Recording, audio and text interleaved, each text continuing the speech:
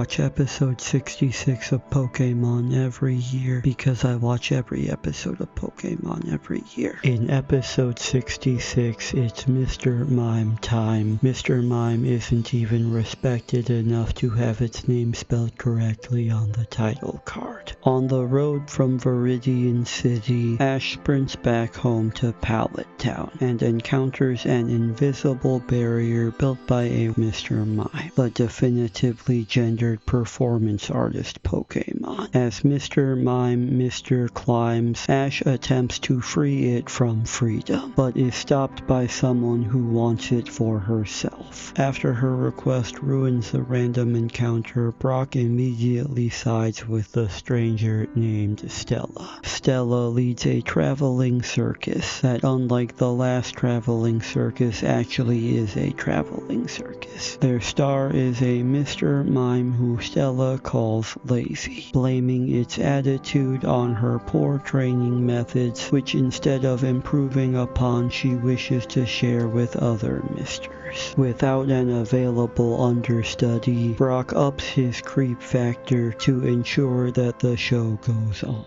The henchmen are also home again. At headquarters, they watch the trailer for the movie and are inspired to capture their own anthropomorphic psychic Pokémon with aspirations of individualism. Who's that Pokémon? Its female counterpart that is also all of those things and in blackface. Episode 39 premiered the week after this, which hyped up the movie in its own way. For the 5th time, Ash and friends are forced into the performance arts unpaid, with this being their most demanding role thus far. Stella puts the master in Ringmaster, and again Ash feels the pain of Pokémon in another preamble to the long-form production. Today on Mr. Mime Time, life on the plantation.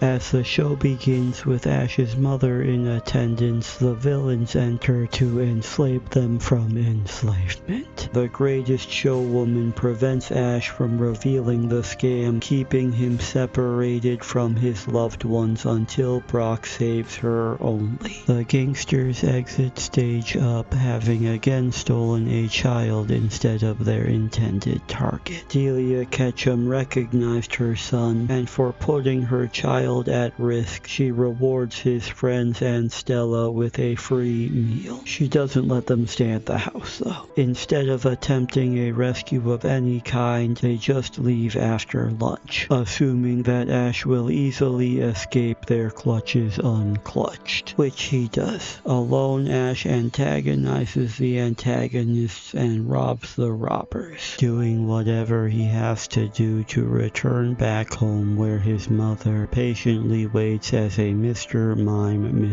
Glimes, having witnessed humane hospitality. Assuming that it is Ash, Delia lets the wrong one in. Her intuition is no longer intuiting. The talented Mr. Mime convincingly copies the mannerisms of a 10-year-old and is offered the same compassion and care as a human being. Mr. Mime Dines. Ash arrives still in costume for no reason, frightening the real Mr. Mime because it knows how Stella obtained a lifelike Mr. Mime costume on such short notice. There's a reason why they're so rare. Ash's self-beheading clears the confusion, and he attempts to convince Mr. Mime to endure slavery for the sake of the stage whilst holding the alternative, but his mother protects the pocket monster from being pocketed or seen as a monster. Mr. Mime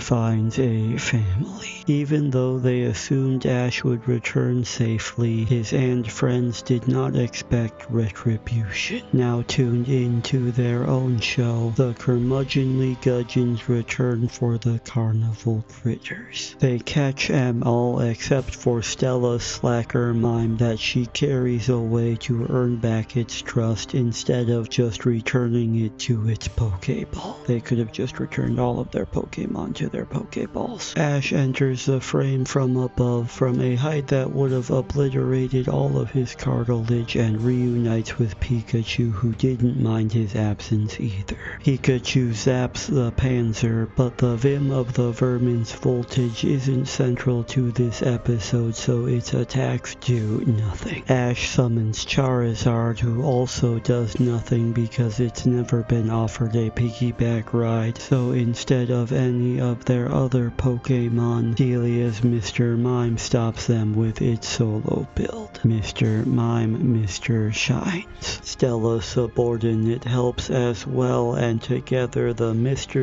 Mime build a glass house in which the villains throw their stones. Stella offers her Mr. Mime an apology with no assurances, which it accepts because slaves just want piggyback rides. That's the message of this episode. Mr. is a title originally meant to convey respect, but more commonly used to command respect by those who seek to subjugate under the guise of civility, a formality that forces fealty, like trying to climb a wall that no one else can see. Delia nicknames her Mr. Mime Mime, removing the title and adding an ending that is entirely informal. Safe within the only walls that it didn't have to build itself, Mime Not Mimey has a home with her to cook and clean. Mr. Mime is still Mr. Confined. The episode ends with Mr. Mime again doing the one thing that actual mimes don't do. Mr. Mime has been talking the entire Mr. Time, trying to break free by breaking character, but now the walls that it is trapped in are real and it will never escape. To be continued.